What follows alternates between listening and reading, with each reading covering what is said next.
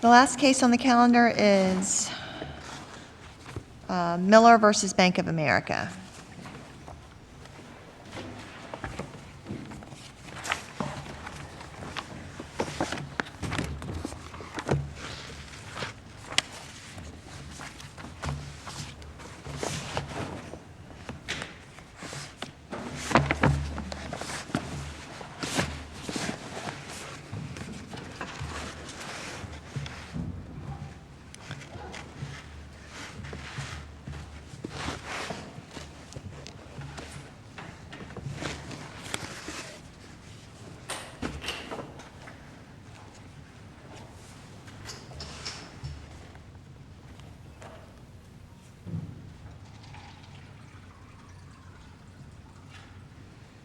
How much time would you like for rebuttal?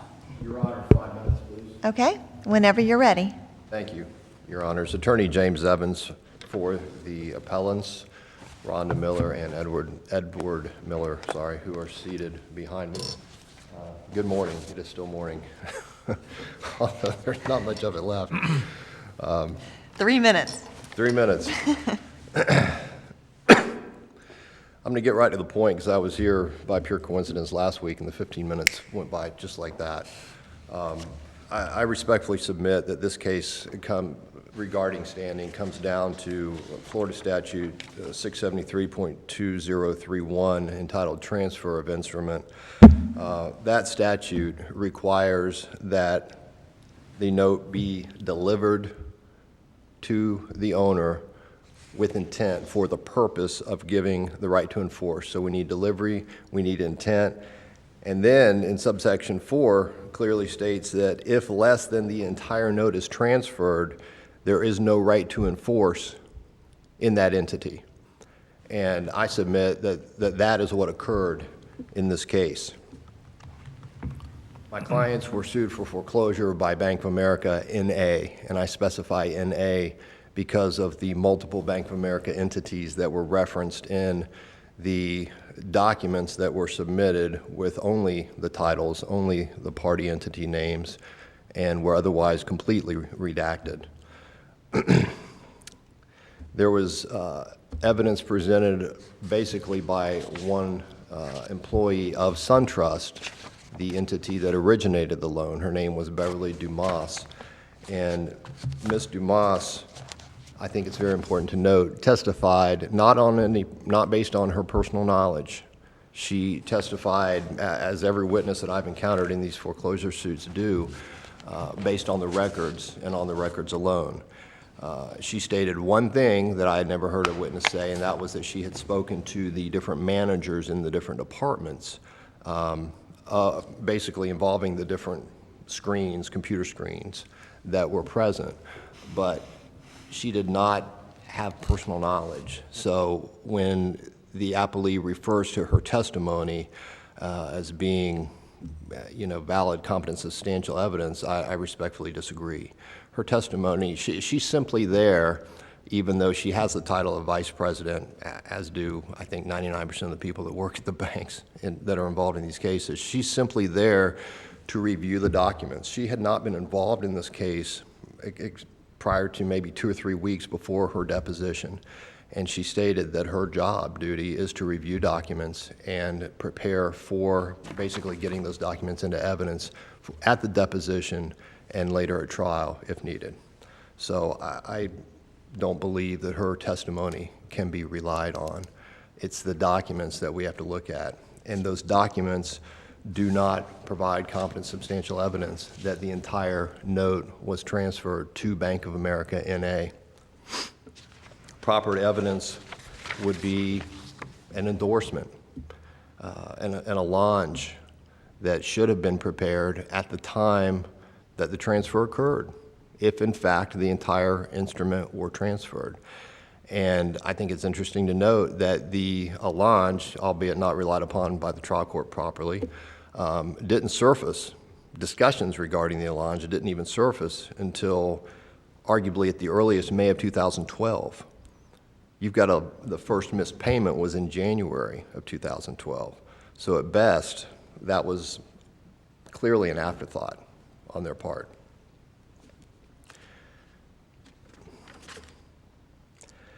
Another fact that I believe is very important that she admitted at trial was that SunTrust continued to pay Bank of America, N.A., the principal and interest payments as if a payment had never been missed. And that's important for two reasons, I believe. Number one, I believe it's proof that the entire instrument was not conveyed, was not transferred. Only a portion of the instrument arguably was transferred, and to what entity? If you look at the title of the Master Servicing Agreement and the amendment thereto, Bank of America Securities is the primary party. If you look at the title of the 2006 bulk sales sheet, if you will, that purportedly evidenced the sale of this loan, it was also Bank of America Securities. And the title itself, Flow Sale Agreement, what does that mean? We don't know what was transferred. We don't know the terms of the transfer. They want to come to court and say, well, SunTrust originated the loan in May of 2006, and they admit in their own brief that it was sometime between, and I quote, they sold the loan and transferred the note to the bank, they don't say what entity, in May of 2006, or at least before the bank returned the note on May 10, 2012. So they admit in their answer brief that there's basically a 6-year time period that they claim the transfer occurred in. This is not rocket science. Why don't we have a situation where the note is transferred, it's transferred in its entirety, it's endorsed at the time of the transfer, and here's the agreement. Ms. Dumas testifies that there is an agreement memorializing every transfer, and yet they don't want to share it with us? It's confidential?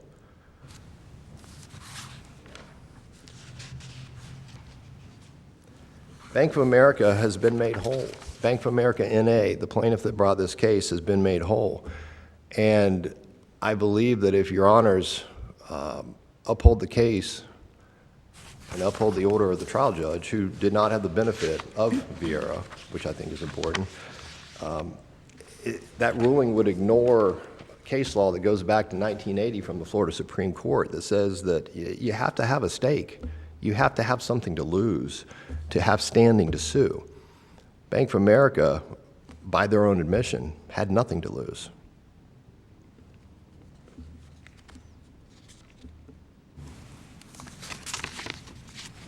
I will note that in their brief, they do indicate that they're referring to Bank of America as bank, so throughout their brief.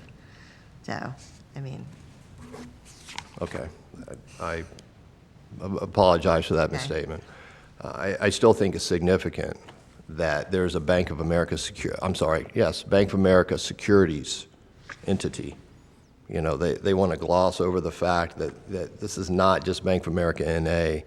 that is involved in this case. They want to claim that they're the owner, and they want to give us two agreements that have been completely redacted and that they claim are confidential that involve Bank of America Securities. And it would make sense that a securities entity, a securities corporation, would purchase a flow of income and would not later bring the suit. Why? Because the true transfer of the entire instrument did not occur. And I think Vieira is extremely important, the case of Vieira, which came out after the trial court issued its opinion, unless I'm mistaken on the time frame, but I don't think I am. And it's important because it's basically analogous. It involves PennyMac that came in as a substituted third-party plaintiff after the fact, which is irrelevant, but the reasoning in Vieira is solid, and the core logic in Vieira applies in this case, in that was there a transfer in Vieira between Chase and JPMORGAN Chase? That's what the trial court in Vieira found was insufficient and reversed, and it's the same action that should occur here. I respectfully submit. They want as in Vieira, they show up with screens, computer print screens, printouts, vault screens, loan transfer screens, bulk sales reports, servicing notes, and then once again what they call unchallenged testimony. And they want to claim that I'm missing the point somehow in Vieira and Jelic. I don't know if I'm saying that right, but Jelic, and that they don't apply. But I respectfully submit that they're about as analogous as you can get. They involve the same documentation, and I think it's important to note that the court in Vieira didn't find that there was no testimony. It found that there was no explicit testimony. Explicit testimony being that testimony which is clear, which is not subject to confusion, which could have easily been offered to satisfy their burden of proof had the entire instrument actually been transferred with intent. But I respectfully submit that it was not. And if you don't have any questions, I'll... Any questions? Do you have any questions? No, thanks. Thank you. We've got about 9.5 minutes for rebuttal.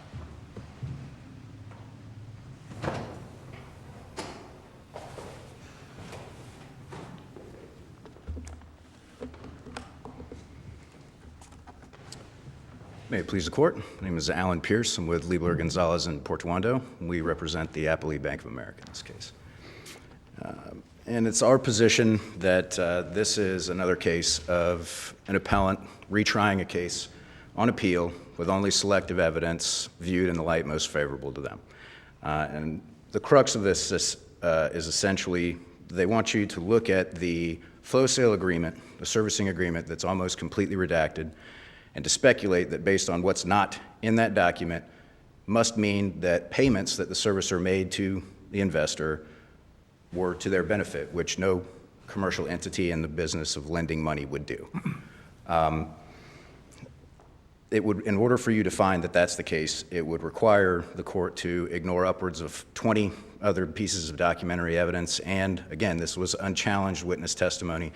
I know that we started out by discussing the qualifications of the bank's witness, and these are amounting to hearsay objections that were not raised at trial or in the briefs.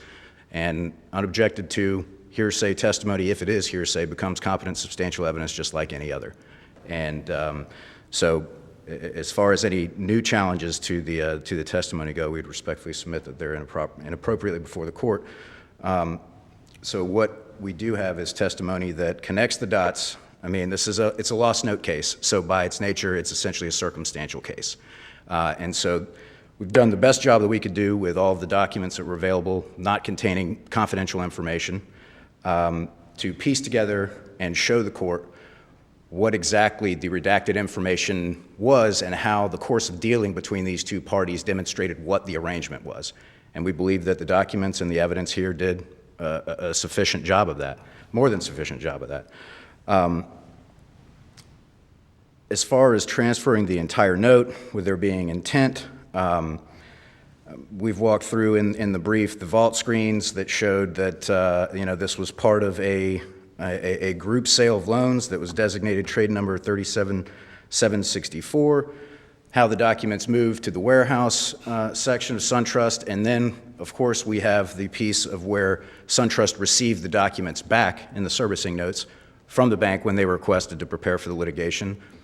A reasonable inference there would be that the document was in Bank of America's possession in order for them to send it back. The bulk sales sheets identified Bank of America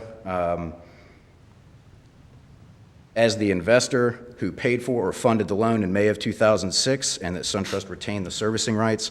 And as far as there being any confusion with any Bank of America entities, we point out in the brief, and the witness repeatedly testified at trial, that there is a number R08 in every single one of the business records that were presented in this case, and that is the unique identifying number that SunTrust assigned to the investor, Bank of America, N.A.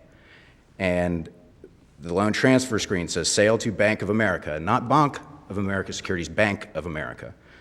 I mean, we go through, and if the court has any particular questions, I don't want to belabor the series of documents here that show that, but to us, there's really not a question as to what Bank of America entity had the rights to enforce, this loan. As far as the flow sale agreement goes, what we can glean from those documents is that Bank of America was the original purchaser of the rights to those loans and for SunTrust to service them. There was an amendment in June of 2004, and then in September of 2004, and this is pages 15, 17 through 22 of the record, there's a master assignment assumption and recognition agreement where Bank of America assigns its interest in the flow sale to BANA. And we know that that's what happened because a subsequent amendment in November 1 of 2004 says that now Bank of America N.A. is the purchaser and identifies Bank of America Securities as the initial purchaser. So there's an indication of a transfer of the rights there. And there's no subsequent documentation that ever changed. So we don't see any confusion in the entity that had the rights to enforce it. There are a litany of servicing-related notes about a request for an endorsement to be made and a allonge to be created, that the allonge was created even though it wasn't actually ultimately affixed to the note. It still demonstrates that the intent was for a transfer or really a negotiation of this note to have taken place, but because the endorsement wasn't ever placed on it, it's a transfer. And under the statute, 2031, it says that when a document is delivered to somebody with the purpose of giving them the right to enforce the instrument, that vests the transferee with those rights, including the rights of a holder, even in the absence of an endorsement. And the transferee has an unqualified right to that endorsement, and all of those attempts were made. Unfortunately, it wasn't ever affixed to the note. But as it is a circumstantial case, all of the dots are connected here. And to us, it seems pretty evident that that Bank of America is the entity that had the right to enforce. SunTrust was nothing but the servicer, and the remittances cannot go to benefit the borrowers. The note defines a default as their obligation, the borrower's obligation, to repay the debt. So how the payments from a servicer to an investing entity would somehow take that over is unclear, and we presented, because this came up late at trial and really in oral argument, after the documents and evidence had already been prepared for presentation, the bank submitted a supplemental brief, including cases from, really the only ones that were available were from California courts, identifying a similar servicing-related arrangements with multiple different entities that all held that those payments are not to benefit the borrower, don't satisfy the borrower's repayment obligations. So that's our position as far as that is concerned. The Vieira case, we've noted in bullet point form in the brief a number of significant deficiencies in the evidence in that case that are not present here. We do have explicit testimony that SunTrust sold or equitably transferred the note to Bank of America N.A. The Bank of America never relied on an assignment of mortgage as any basis for any standing or anything like that. There are servicing notes showing that an allonge was requested, an endorsement was requested, and it was created prior to the filing of the complaint. We don't see the Vieira case. There are some similar facts, I'll give you that, but aside from that, this is clearly distinguishable from that situation and not controlling. Let's see if there was any other points that I wanted to mention here. I think that the brief does a pretty good job of tying the pieces together, so unless the court has any questions on anything in particular or is unclear on anything, we'll be happy to answer any of those questions. Questions? No questions. Otherwise, we'll rely on the arguments in our brief and request that the judgment be affirmed. Thank you. Thank you.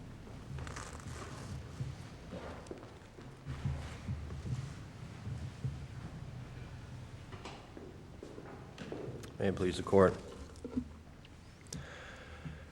Counsel states that the payments are not for the benefit of the Millers. I don't think that's the point. The payments, we're not saying that those payments satisfied the obligation that the Millers had to SunTrust. I'm saying... How is whether or not a SunTrust makes the payments to Bank of America, how is that relevant to the bank's standing to to pursue the foreclosure action? Because there is no injury to the bank.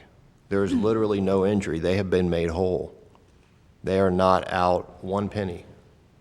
They come before the court having But received. is that a standing issue, or is that a burden of proof on the foreclosure case issue? Well, I think it's both, but the cases that I cited in my brief, which were Florida Supreme Court cases, I think the Brown case going back to 1980, stated that is an issue that has to be proven. It's an element that has to be present in order for them to have standing. There has to be some damage that was suffered. There was literally no damage. They've gotten all the money that was due under the note. Every single penny, and that was not disputed. So I think to affirm the judgment would be to turn at least that portion of Florida law, I don't want to say on its head, but it would be in contradiction. Would the bank be allowed to, excuse me, to accelerate the debt?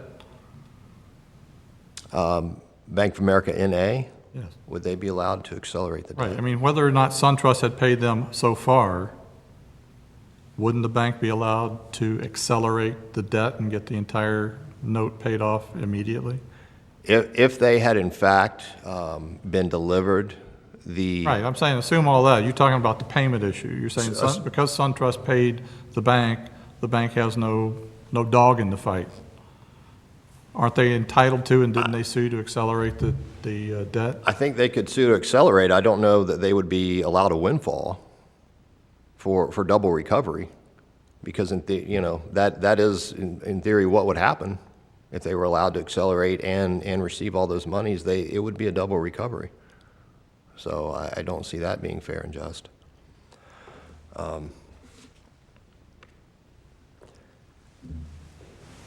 One more point that I didn't make that I believe is in response to his rebuttal is that the testimony of Beverly Dumas stated that the instrument was delivered to a wholesale group. Once again, I think it's important because, as he points out, it is circumstantial, and there's never any testimony or proof that there was delivery of the instrument to really any Bank of America entity, be it bank or Bank of America Securities or any entity. It was given to a wholesale group, and then it's largely undetermined where it went after that, how it got there, what entity received it, when it was lost.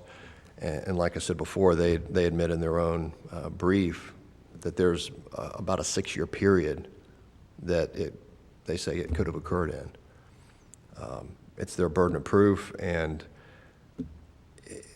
I respectfully submit that it wasn't met. The statements contained in the documents that Beverly Dumas relies on, such as the R08 tag as being the investor, what does that mean? What entity was that, assuming that they're correct, and it's always Bank of America N.A. or BANA, as he said. What did they invest in? A flow of income? Does that mean that there was an entire instrument transferred with intent? I respectfully submit that there was not. And if you don't have any other questions, I'd simply ask you to remand with instructions to dismiss. Thank you. Thank you. All right, we will stand in recess.